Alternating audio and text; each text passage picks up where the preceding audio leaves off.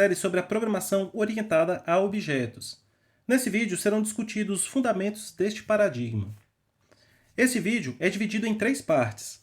Na primeira parte serão apresentados os conceitos fundamentais da programação orientada a objetos. Na segunda parte é proposto um ambiente de desenvolvimento em Smalltalk e dada uma breve introdução à linguagem. Na terceira e última parte serão concretizados os conceitos de objetos e classes em códigos Smalltalk. Na programação orientada a objetos, a menor unidade organizacional do código é o objeto. Os objetos são estruturas compostas por dados, denominados atributos ou membros, e procedimentos, denominados métodos. Um programa baseado nesse paradigma consiste em interações entre diferentes objetos, sendo essa interação feita por meio de troca de mensagens. Neste contexto, os métodos definem quais são as mensagens que o objeto pode receber.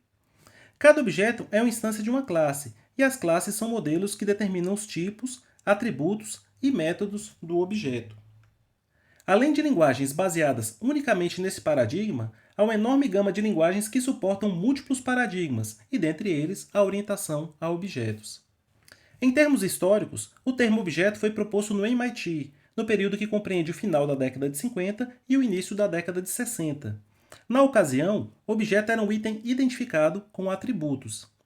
Os termos objeto e instância foram definidos também no MIT por Ivan Sutherland. A noção de classes e também a formalização do conceito de objetos foram introduzidos na linguagem Simula 67. Já a linguagem Smalltalk introduziu a expressão programação orientada a objetos. Smalltalk realiza as suas computações por meio de trocas de mensagens e permite a modificação das classes dinamicamente. A década de 90 marcou a ascensão e a adoção deste paradigma, de modo que dessa década em diante ele se tornou o paradigma dominante no desenvolvimento de software. Um objeto é uma estrutura de dados abstrata, pois ele é definido pela sua interface e não por sua implementação. Os objetos também têm suporte para polimorfismo e herança. Os objetos podem ser organizados por meio de uma hierarquia de classes, e é possível estabelecer uma analogia entre as classes e subclasses com os conjuntos e subconjuntos da matemática. Outra importante característica dos objetos é a modularidade, no sentido que cada objeto é responsável pelo seu próprio estado. Ao controlar e restringir o acesso aos seus atributos, os objetos promovem o encapsulamento. Ainda no contexto do encapsulamento, a orientação a objetos advoga a favor de se evitar, ao máximo, acesso irrestrito aos atributos de um objeto. A ideia é que o acesso a esses atributos seja feito por meio de mensagens definidas na interface do objeto. Organizar o código em objetos promove também o reuso do código. Este reuso é feito principalmente de 2 formas. A primeira delas é por meio da construção de novos objetos por meio da composição de objetos que já foram definidos. A segunda é por meio da herança, onde o novo objeto herdará métodos e atributos de uma classe, a qual ele estabelecerá uma relação hierárquica de dependência. Se uma classe ou módulo permitir sua extensão por herança, ela será denominada classe aberta. Caso contrário, se a interface da classe é estável e bem definida, ela será denominada classe fechada e não poderá, ou não deverá, ser estendida por meio de herança. Passemos para a segunda parte desse vídeo, onde apresentaremos brevemente um ambiente de desenvolvimento em Smalltalk e daremos uma breve introdução à linguagem. O GNU Smalltalk é uma implementação livre da linguagem Smalltalk 80. Essa implementação está disponível na maioria das distribuições Linux e também em plataformas que suportam o padrão POSIX. Em distribuições que têm suporte ao apt, o pacote GNU Smalltalk pode ser instalado por meio do comando abaixo.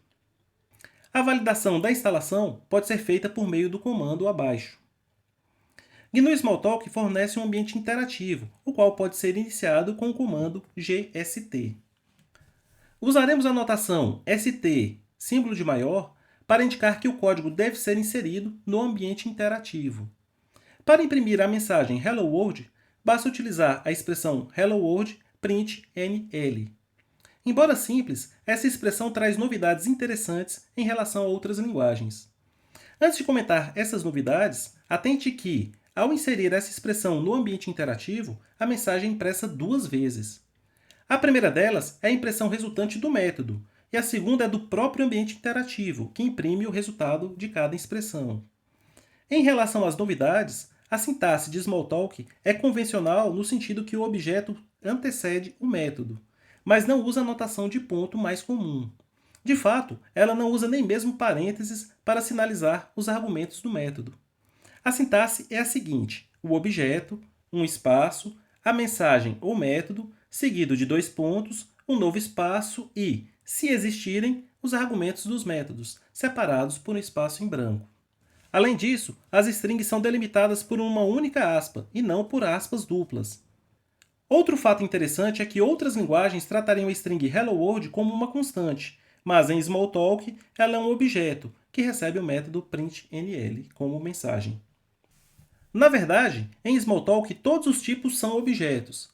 Veja esse exemplo, que ilustra o fato que o inteiro set também é um objeto, além de comprovar o polimorfismo do método printNL. Uma vez que o ambiente interativo sempre imprime o resultado da expressão, iremos omitir o método printNL nos próximos exemplos. A linguagem tem suporte para operadores e valores lógicos. Os objetos true e false representam os dois valores booleanos. A conjunção e a disjunção usam os símbolos usuais e são operadores binários. Já a negação é feita por meio do método not. Vejam os exemplos abaixo. Também há suporte para os operadores aritméticos básicos, todos eles operadores binários. Vetores podem ser declarados por meio da seguinte sintaxe: a classe array, o método new, seguido por dois pontos, e o n, onde o n é a quantidade de elementos do vetor.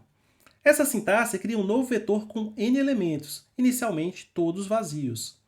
Uma vez alocado, o vetor não pode ter o seu tamanho modificado. O acesso a elementos individuais é feito por meio do método at, que recebe como parâmetro o índice i do elemento a ser acessado, sendo que o primeiro elemento tem índice igual a 1. Para modificar o iésimo elemento, é preciso combinar os métodos at e put, onde put recebe como parâmetro o novo valor do iésimo elemento. Veja o exemplo abaixo, que modifica o mesmo vetor x do exemplo anterior. Os elementos de um vetor em Smalltalk podem ter tipos distintos. Veja o exemplo abaixo, onde os elementos inseridos nas demais posições de x são dos tipos booleano, string, racional e ponto flutuante. Os comentários em Smalltalk são delimitados por um par de aspas duplas. Acessos a índices fora do intervalo de 1 até n resultam em uma exceção. Há uma sintaxe alternativa para a criação de vetores, onde todos os elementos são listados entre parênteses, separados por espaços e prefixados pelo símbolo tralha. O tamanho de um vetor pode ser obtido por meio do método size, o qual não tem parâmetros. Veja o exemplo abaixo, onde a variável x recebe o vetor composto pelo inteiro 1, o valor booleano verdadeiro e a string string. Smalltalk também tem suporte para conjuntos, o qual representa uma coleção de objetos únicos. Um novo conjunto pode ser instanciado por meio do método new.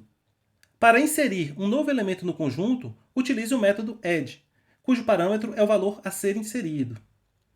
O operador ponto final concatena várias expressões, as quais serão executadas, uma por vez, na ordem indicada. O exemplo abaixo cria um novo conjunto, armazenado na variável x, e insere nesse conjunto os elementos 1, 2 e 3. Se as expressões concatenadas são mensagens para um mesmo objeto, é possível simplificar a sequência por meio do operador ponto e vírgula, o qual permite a omissão do destinatário da mensagem a partir da segunda expressão. A expressão abaixo equivale à expressão utilizando pontos do exemplo anterior. O método includes testa a pertinência de um elemento y, o qual é passado como parâmetro. Assim, seus retornos possíveis são verdadeiro e falso. Para excluir um elemento do conjunto, basta usar o método remove, passando como parâmetro o elemento a ser removido. A tentativa de excluir um elemento que não pertence ao conjunto resulta em uma exceção. Outra estrutura de dados disponível em Smalltalk é o dicionário. Os dicionários armazenam os dados em pares, compostos por uma chave e por um valor. Um dicionário pode ser instanciado por meio do método new. A inserção de novos pares no dicionário segue o mesmo idioma de modificação de vetores. o uso combinado dos métodos et e put. Veja o exemplo abaixo, que insere dois novos pares no dicionário X. A pertinência ou não de um valor no dicionário é feita por meio do método includes. É possível também verificar a pertinência de uma chave.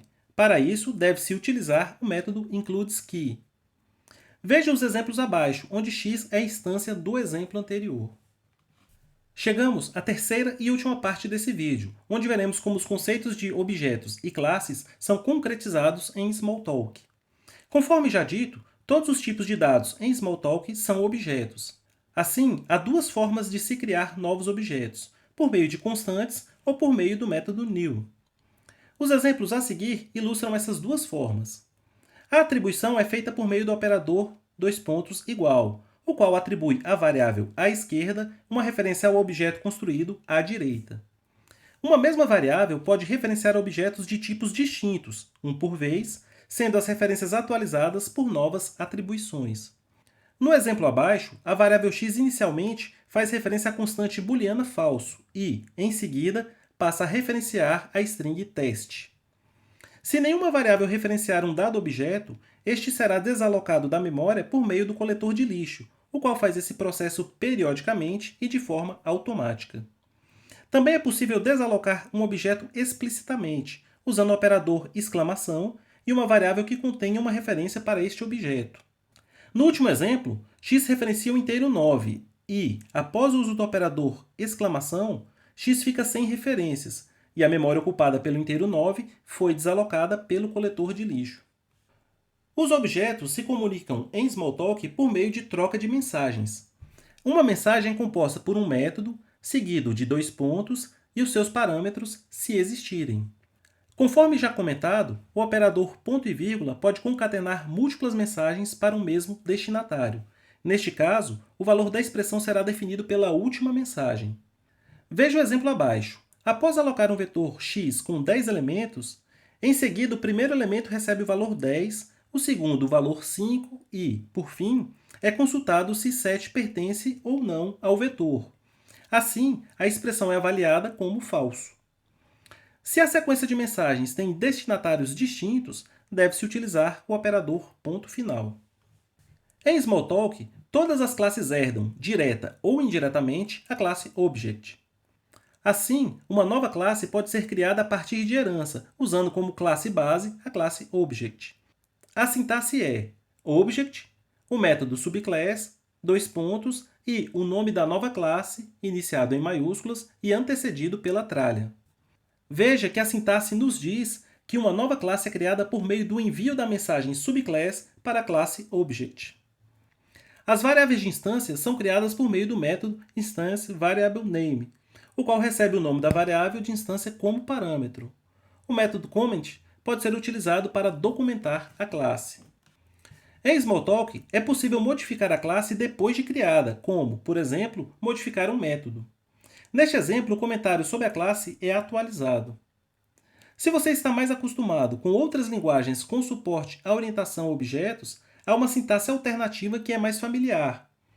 Essa sintaxe inicia com a classe Object, o método subclass, dois pontos, o nome da classe que você está declarando, abre o colchete, em seguida vem a declaração de atributos da classe, entre duas barras, e em seguida os métodos, e por fim fecha-se o colchete. Se a classe já foi definida anteriormente, a sintaxe abaixo permite a extensão da classe com a inclusão de novas variáveis de instância, por exemplo. Veja que a classe Polygon, que eu declarei anteriormente, vai ser estendida para conter mais um atributo, chamado nome.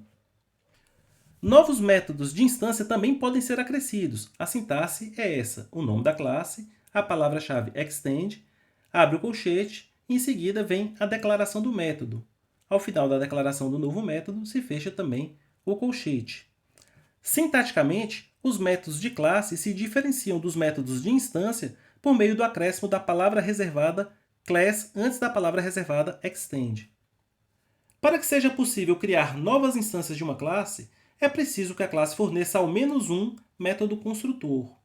O método construtor é um método de classe e não um método de instância. A implementação do construtor deve realizar 4 tarefas. A primeira delas é criar uma variável que conterá uma referência à nova instância. A segunda delas é alocar espaço em memória para essa instância, por meio do método new da superclasse. Uma vez alocado o espaço necessário para a instância, a terceira tarefa é inicializar as variáveis de instância.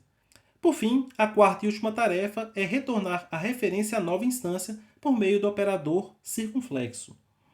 Qualquer método que não tenha um retorno explícito retorna uma referência para a própria instância de classe. O método printOn pode ser sobrescrito para definir como a classe será impressa no terminal, inclusive no ambiente interativo.